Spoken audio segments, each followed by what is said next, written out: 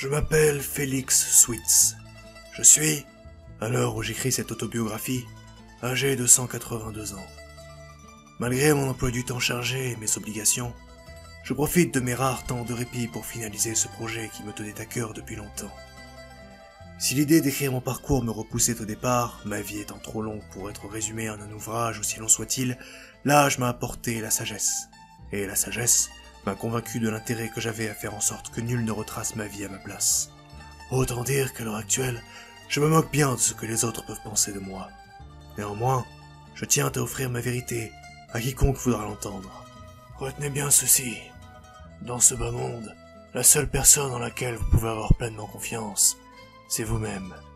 Ni vos proches, ni vos amis, ni votre famille ne constituent quelque chose d'aussi digne de confiance que votre fort intérieur. Et si c'est la personne la plus attachée à l'importance de la famille qui vous le dit, c'est qu'il y a une bonne raison, vous pouvez me croire.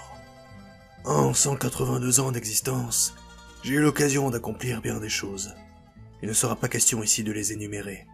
Cependant, je compte bien retracer les grandes étapes de mon ascension vers mon poste actuel de dirigeant de la plus grande association criminelle de l'histoire de Costerboros et de l'île des Miracles.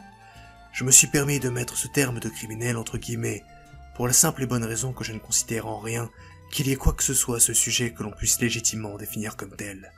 Pas plus que mes collaborateurs, mais nous en reparlerons plus tard.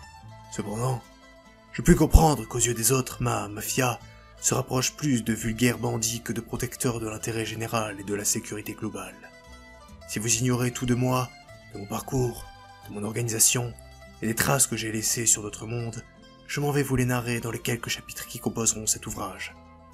Ne voyez pas là un excès de vantardise de ma part, vous apprendrez cependant bien vite, à travers mes écrits, que je suis partisan de l'idée que l'on n'est jamais aussi bien servi que par soi-même. Par conséquent, je me risque à cet exercice auquel je suis loin d'être étranger, celui de poser mes idées sur papier. Nous y reviendrons lorsque j'entamerai mon récit, mais sachez que je vous transmettrai tout au long de ce dernier des conseils et des règles de vie qui vous serviront très certainement dans votre quotidien et qui vous permettront de mieux comprendre le monde qui vous entoure. Ainsi, je commencerai par vous parler de ma plus tendre enfance, et je continuerai jusqu'à en arriver au stade où j'en suis aujourd'hui.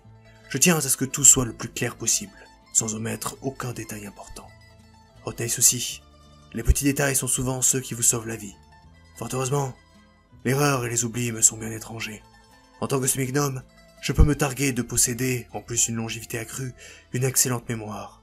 D'autant plus que j'ai toujours avec moi mes carnets de jeunesse, ceux sur lesquels je dessinais, et sur lesquels j'écrivais pour communiquer.